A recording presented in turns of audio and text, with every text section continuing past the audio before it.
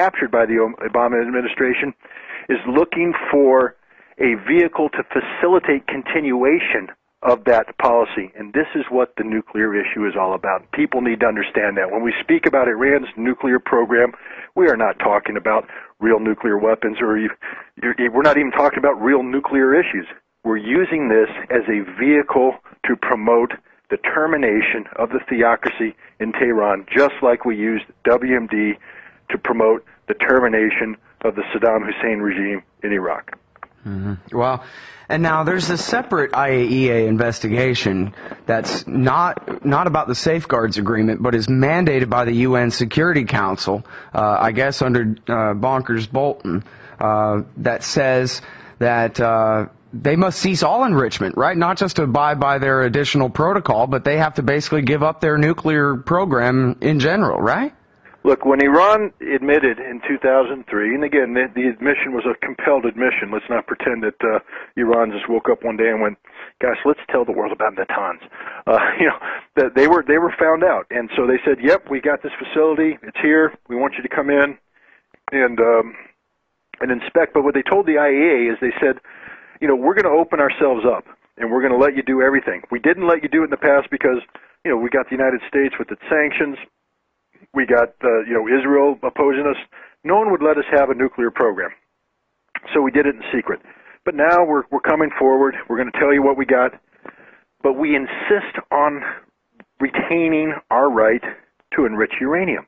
We're not going to give that up. And originally Europe, the United States stepped back and let Europe go in and do the negotiation. The original agreement, the Tehran Agreement, signed by the EU and by Iran, said just that Iran will suspend its enrichment program while the IAEA puts in place its safeguard mechanisms, does a material balance, etc., and then this program will be allowed to be restarted. It was made clear, and this is why Iran agreed to the voluntary accession to the additional protocols in the new code 3.1. But notice what I said, voluntary. What Iran said is we will abide by the additional protocol inspections. We will abide by the new code 3.1 on a voluntary basis, but it's not binding. We're going to do this.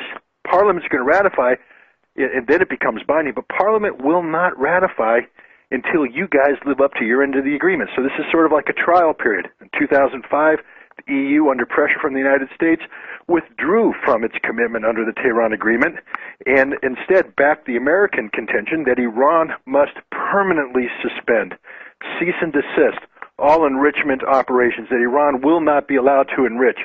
And that was the unraveling of Iran's voluntary compliance. Well, and that's completely illegal, and that means the United States of America is in violation of our signature to the Non-Proliferation Treaty, right?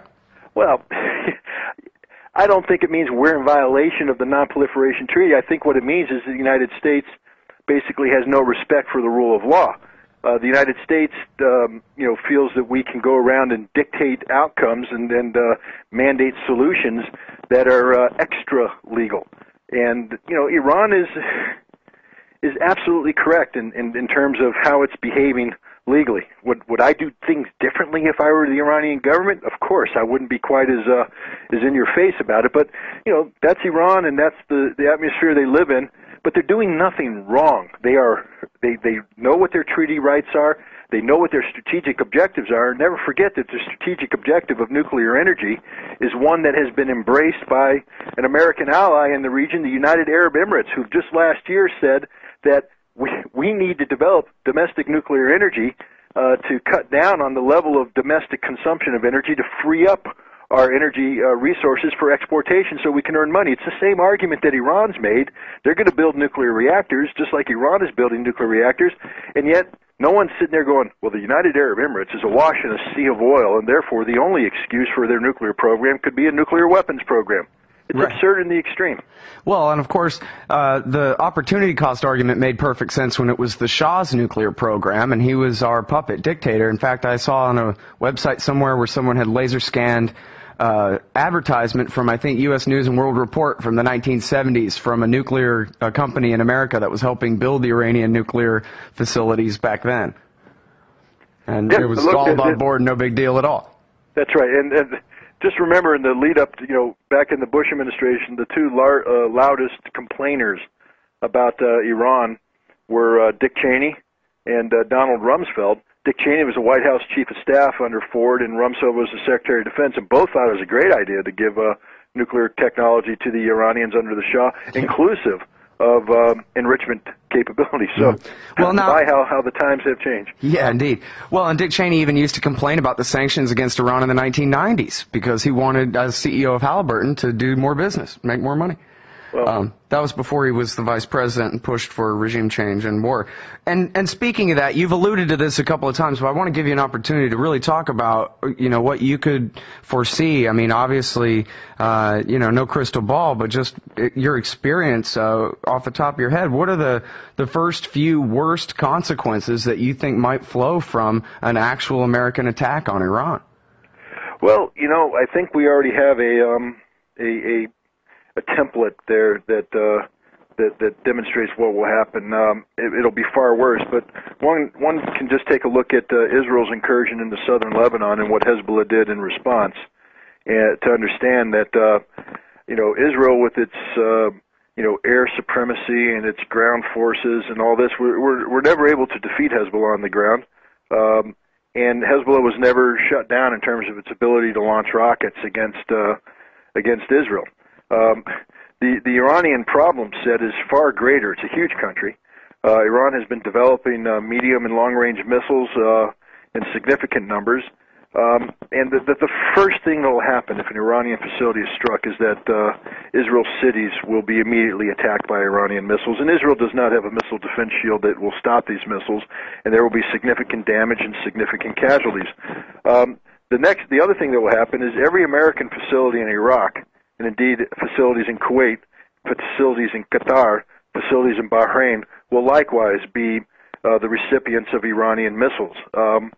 These are conventional missiles with conventional warheads, but the Iranians will basically strike, the American military presence in the region and any nation that facilitates the American military presence. And then Iran will shut down the Strait of Hormuz. And while we have NATO naval commanders and American naval commanders saying how that won't be a big deal, we'll be able to, even if Iran does shut it down, we'll be able to reopen it. With what forces? The Iranians aren't stupid.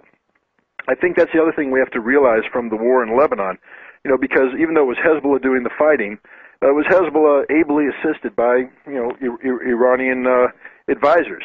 And Hezbollah had shown that it had studied the Israeli target to an order of magnitude above and beyond that which anybody had anticipated. If you talk to Israeli commandos and read their accounts, they talk about running into their Hezbollah counterparts who were wearing the same equipment with the same technology and the same level of training that they did.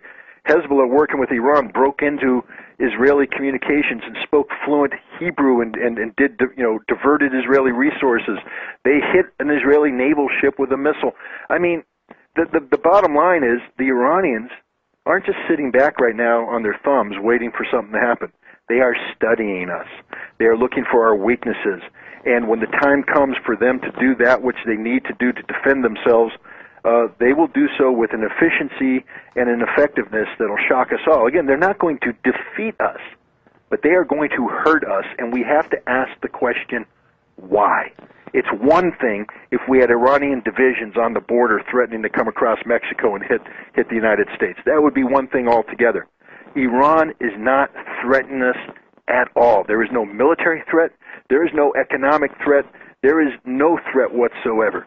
And yet we're speaking about a war that we not only will not win, we cannot win this. Well, it even seems like the premise is that we'll just bomb them for a week or two until we're done, and then that'll be it, that they won't fight back. I guess with the implied threat there is if you do fight back against our troops in Iraq, against Israel, for example, that we will just carpet bomb your country off the face of the earth, so don't you dare.